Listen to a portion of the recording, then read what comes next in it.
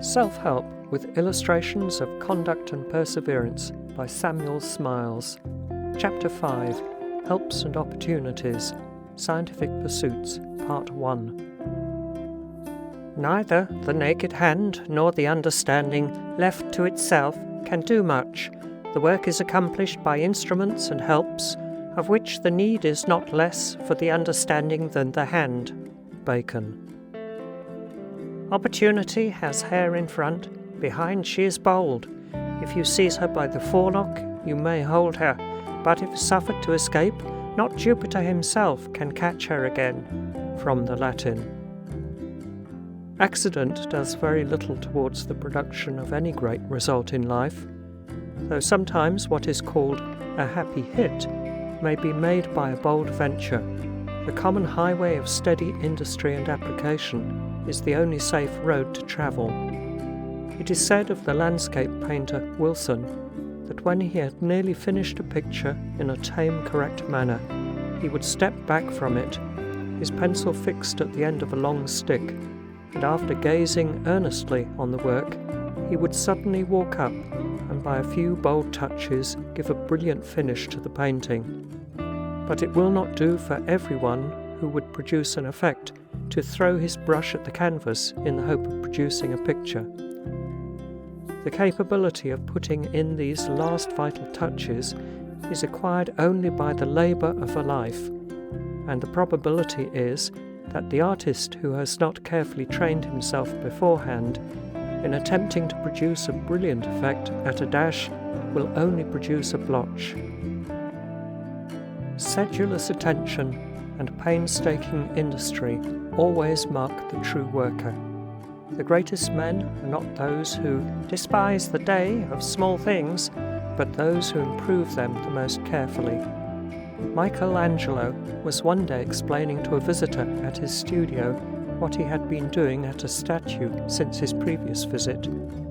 "I have retouched this part, polished that, softened this feature, brought out that muscle, given some expression to this lip, and more energy to that limb."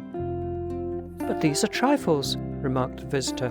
"It may be so," replied the sculptor, "but recollect that trifles make perfection, and perfection is no trifle." So it was said of Nicolas Poussin, the painter, that the rule of his conduct was that whatever was worth doing at all was worth doing well, and when asked late in life by his friend Vignon de Marville by what means he had gained so high a reputation among the painters of Italy, Poussin emphatically answered, "Because I have neglected nothing." Although there are discoveries which are said to have been made by accident, if carefully inquired into, it will be found that there has really been very little that was accidental about them. For the most part, these so-called accidents have only been opportunities, carefully improved by genius. The fall of the apple at Newton's feet has often been quoted in proof of the accidental character of some discoveries. But Newton's whole mind had already been devoted for years to the laborious and patient investigation of the subject of gravitation, and the circumstance of the apple falling before his eyes was suddenly apprehended only as genius could apprehend it, and served to flash upon him the brilliant discovery then opening to his sight. In like manner, the brilliantly coloured soap bubbles blown from a common tobacco pipe, though trifles light as air in most eyes, suggested to Dr. Young his beautiful theory of interferences and led to his discovery relating to the diffraction of light. Although great men are popularly supposed only to deal with great things, men such as Newton and Young were ready to detect the significance of the most familiar and simple facts, their greatness consisting mainly in their wise interpretation of them. The difference between men consists, in a great measure, in the intelligence of their observation. The Russian proverb says of the non-observant man, "He goes through the forest and sees no firewood." "The wise man's eyes are in his head," says Solomon, "but the fool walketh in darkness." "Sir," said Johnson on one occasion, to a fine gentleman just returning from Italy. Some men will learn more in the Hampstead stage than others in the tour of Europe. It is the mind that sees as well as the eye. Where unthinking gazers observe nothing, men of intelligent vision penetrate into the very fibre of the phenomena presented to them, attentively noting differences, making comparisons, and recognizing their underlying idea. Many before Galileo had seen a suspended weight swing before their eyes with a measured beat, but he was the first to detect the value of the fact. One of the vergers in the cathedral at Pisa, after replenishing with oil a lamp which hung from the roof, left it swinging to and fro, and Galileo, then a youth of only 18, noting it attentively, conceived the idea of applying it to the measurement of time. 50 years of study and labour, however, elapsed before he completed the invention of his pendulum, the importance of which in the measurement of time and in astronomical calculations can scarcely be overrated. In like manner, Galileo, having casually heard that one Lippershey, a Dutch spectacle maker, had presented to Count Maurice of Nassau an instrument by means of which distant objects appeared nearer to the beholder, addressed himself to the cause of such a phenomenon, which led to the invention of the telescope, and proved the beginning of the modern science of astronomy. Discoveries such as these could never have been made by a negligent observer or by a mere passive listener. While Captain, afterwards Sir Samuel, Brown was occupied in studying the construction of bridges, with the view of contriving one of a cheap description to be thrown across the Tweed, near which he lived, he was walking in his garden one dewy autumn morning when he saw a tiny spider's net suspended across his path. The idea immediately occurred to him that a bridge of iron ropes or chains might be constructed in like manner, and the result was the invention of his suspension bridge. So James Watt, when consulted about the mode of carrying water by pipes under the Clyde, along the unequal bed of the river, turned his attention one day to the shell of a lobster presented at table, and from the model he invented an iron tube, which, when laid down, was found effectually to answer the purpose. Sir Isambard Brunel took his first lessons in forming the Thames Tunnel from the tiny shipworm. He saw how the little creature perforated the wood with its well-armed head, first in one direction and then in another, till the archway was complete, and then daubed over the roof and sides with a kind of varnish, and by copying this work exactly on a large scale, Brunel was at length enabled to construct his shield and accomplish his great engineering work. It is the intelligent eye of the careful observer which gives these apparently trivial phenomena their value. So trifling a matter as the sight of seaweed floating past his ship enabled Columbus to quell the mutiny which arose amongst his sailors at not discovering land, and to assure them that the eagerly sought New World was not far off. There is nothing so small that it should remain forgotten, and no fact, however trivial, but may prove useful in some way or other if carefully interpreted. Who could have imagined that the famous chalk cliffs of Albion had been built up by tiny insects, detected only by the help of the microscope, of the same order of creatures that have gemmed the sea with islands of coral? And who that contemplates such extraordinary results arising from infinitely minute operations will venture to question the power of little things? It is the close observation of little things which is the secret of success in business, in art, in science, and in every pursuit in life. Human knowledge is but an accumulation of small facts, made by successive generations of men, the little bits of knowledge and experience carefully treasured up by them growing at length into a mighty pyramid. Though many of these facts and observations seemed in the first instance to have but slight significance, they are all found to have their eventual uses and to fit into their proper places.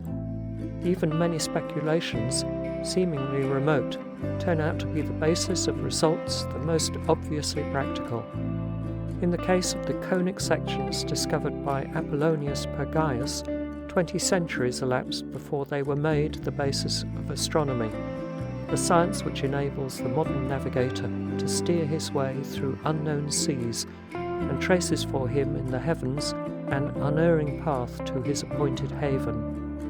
And had not mathematicians toiled for so long, and, to uninstructed observers, apparently so fruitlessly, over the abstract relations of lines and surfaces, it is probable that but few of our mechanical inventions would have seen the light.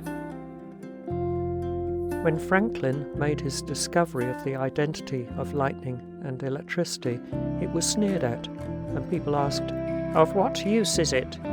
To which his reply was, "What is the use of a child? It may become a man." When Galvani discovered that a frog's leg twitched when placed in contact with different metals, it could scarcely have been imagined that so apparently insignificant a fact could have led to important results. Yet therein lay the germ of the electric telegraph, which binds the intelligence of the continents together, and, probably before many years have elapsed, will put a girdle round the globe. So, too, little bits of stone and fossil, dug out of the earth, intelligently interpreted, have issued in the science of geology and the practical operations of mining, in which large capitals are invested and vast numbers of persons profitably employed. The gigantic machinery employed in pumping our mines, working our mills and manufacturers, and driving our steamships and locomotives, in like manner depends for its supply of power upon so slight an agency as little drops of water expanded by heat. That familiar agency called steam, which we see issuing from the common tea-kettle spout, but which, when put up within an ingeniously contrived mechanism, displays a force equal to that of millions of horses, and contains a power to rebuke the waves, and set even the hurricane at defiance.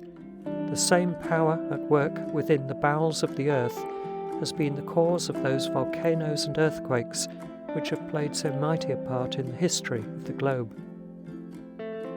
It is said that the Marquis of Worcester's attention was first accidentally directed to the subject of steam power by the tight cover of a vessel containing hot water having been blown off before his eyes when confined a prisoner in the Tower. He published the result of his observations in his Century of Inventions, which formed a sort of textbook for inquirers into the powers of steam for a time, until Savary, Newcomen, and others, applying it to practical purposes, brought the steam engine to the state in which Watt found it, when called upon to repair a model of Newcomen's engine, which belonged to the University of Glasgow. This accidental circumstance was an opportunity for Watt, which he was not slow to improve, and it was the labour of his life to bring the steam engine to perfection. The art of seizing opportunities and turning even accidents to account, bending them to some purpose, is a great secret of success.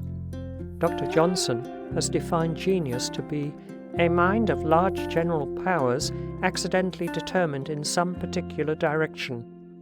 Men who are resolved to find a way for themselves will always find opportunities enough, and if they do not lie ready to their hand, they will make them. It is not those who have enjoyed the advantages of colleges, museums, and public galleries that have accomplished the most for science and art, nor have the greatest mechanics and inventors been trained in mechanics institutes. Necessity, oftener than facility, has been the mother of invention, and the most prolific school of all has been the school of difficulty. Some of the very best workmen have had the most indifferent tools to work with, but it is not tools that make the workman, but the trained skill and perseverance of the man himself. Indeed, it is proverbial that the bad workman never yet had a good tool. Someone asked Opie by what wonderful process he mixed his colours. "I mix them with my brains, sir," was his reply. It is the same with every workman who would excel. Ferguson made marvellous things, such as his wooden clock that accurately measured the hours by means of a common penknife, a tool in everybody's hand, but then everybody is not a Ferguson.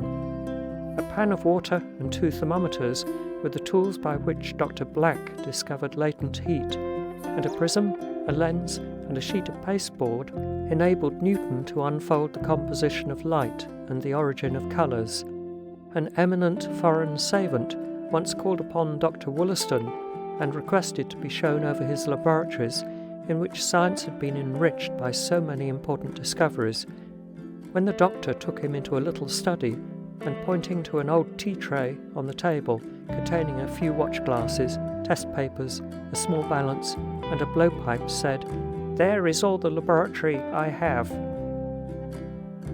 Stothard learned the art of combining colours by closely studying butterflies' wings. He would often say that no one knew what he owed to these tiny insects. A burnt stick and a barn door served Wilkie in lieu of pencil and canvas. Bewick first practised drawing on the cottage walls of his native village, which he covered with his sketches in chalk, and Benjamin West made his first brushes out of the cat's tail.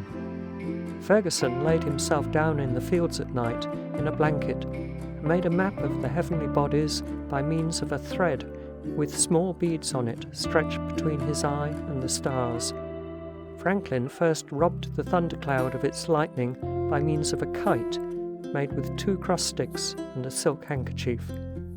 Watt made his first model of the condensing steam engine out of an old anatomist's syringe used to inject the arteries previous to dissection.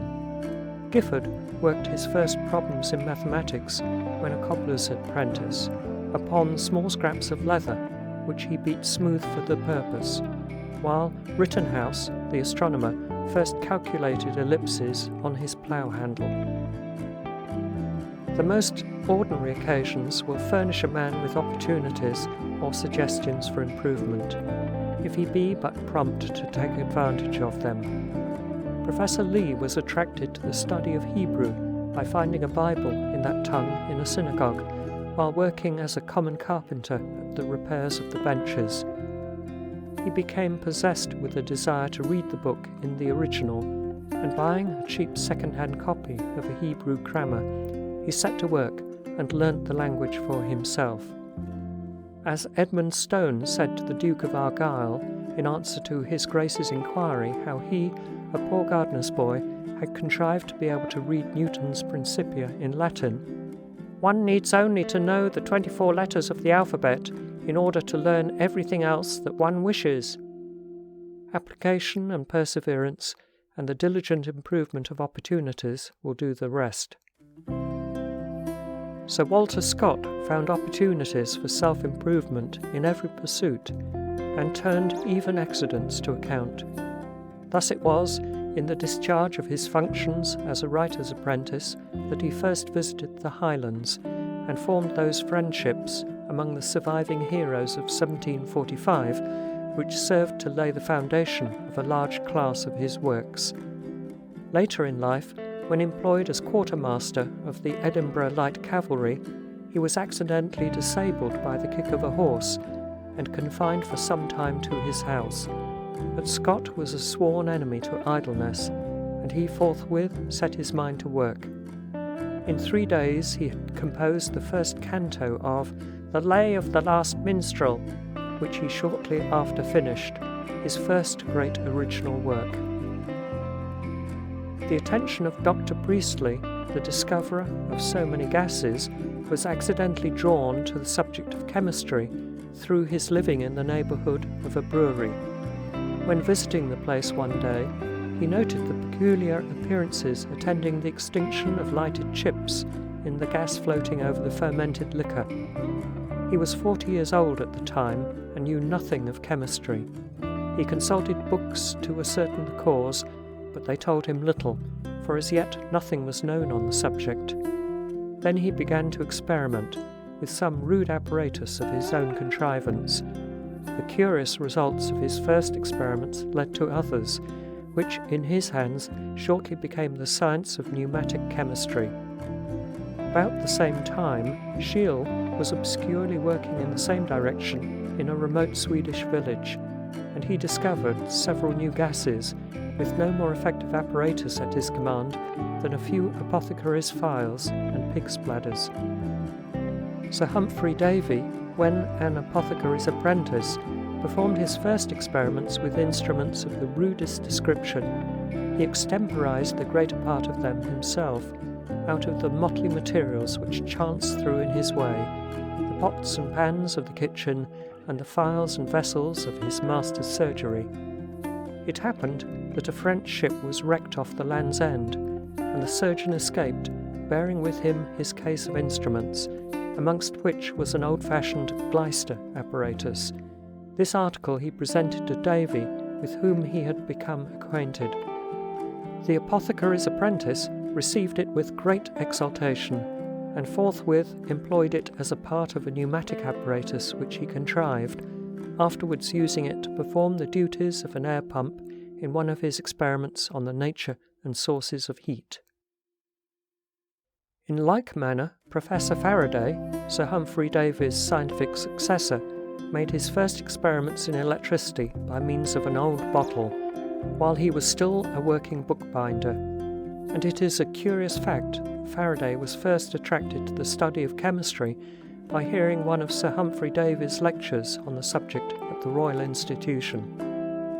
A gentleman, who was a member, calling one day at the shop where Faraday was employed in binding books, found him poring over the article, Electricity, in an encyclopedia placed in his hands to bind. The gentleman, having made inquiries, found that the young bookbinder was curious about such subjects, and gave him an order of admission to the Royal Institution, where he attended a course of 4 lectures delivered by Sir Humphrey. He took notes of them, which he showed to the lecturer, who acknowledged their scientific accuracy, and was surprised when informed of the humble position of the reporter. Faraday then expressed his desire to devote himself to the prosecution of chemical studies, from which Sir Humphrey at first endeavoured to dissuade him, but the young man persisting, he was at length taken into the Royal Institution as an assistant, and eventually the mantle of the brilliant apothecary's boy fell upon the worthy shoulders of the equally brilliant bookbinder's apprentice. The words which Davy entered in his notebook when about 20 years of age, working in Dr. Beddoes' laboratory at Bristol, were eminently characteristic of him. I have neither riches, nor power, nor birth to recommend me, yet, if I live, I trust I shall not be of less service to mankind and my friends than if I had been born with all these advantages. Davy possessed the capability, as Faraday does, of devoting the whole power of his mind to the practical and experimental investigation of a subject in all its bearings, and such a mind will rarely fail, by dint of mere industry and patient thinking, in producing results of the highest order. Coleridge said of Davy, "There is an energy and elasticity in his mind which enables him to seize on and analyse all questions, pushing them to their legitimate consequences. Every subject in Davy's mind has the principle of vitality. Living thoughts spring up like turf under his feet." Davy, on his part, said of Coleridge, whose abilities he greatly admired, "With the most exalted genius, enlarged views, sensitive heart, and enlightened mind, he will be the victim of a want of order, precision, and regularity." The great Cuvier was a singularly accurate, careful, and industrious observer. When a boy, he was attracted to the subject of natural history by the sight of a volume of Buffon, which accidentally fell in his way. He at once proceeded to copy the drawings and to colour them after the descriptions given in the text. While still at school, one of his teachers made him a present of Linnaeus's System of Nature, and for more than 10 years this constituted his library of natural history. At 18, he was offered the situation of tutor in a family residing near Fécamp in Normandy. Living close to the seashore, he was brought face to face with the wonders of marine life. Strolling along the sands one day, he observed a stranded cuttlefish. He He was attracted by the curious object, took it home to dissect, and thus began the study of the molluscae, in the pursuit of which he achieved so distinguished a reputation. He had no books to refer to, excepting only the great book of nature, which lay open before him. The study of the novel and interesting things which it daily presented to his eyes made a much deeper impression on his mind than any written or engraved descriptions could possibly have done. 3 years thus passed, during which he compared the living species of marine animals with the fossil remains found in the neighbourhood, dissected the specimens of marine life that came under his notice, and, by careful observation, prepared the way for a complete reform in the classification of the animal kingdom.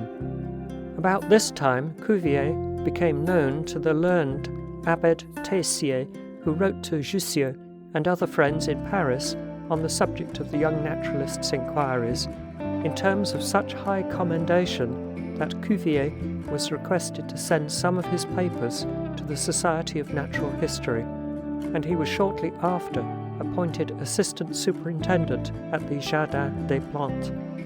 In the letter written by Tessier to Jussieu, introducing the young naturalist to his notice, he said, "You remember that it was I who gave Delambre to the Academy in another branch of science.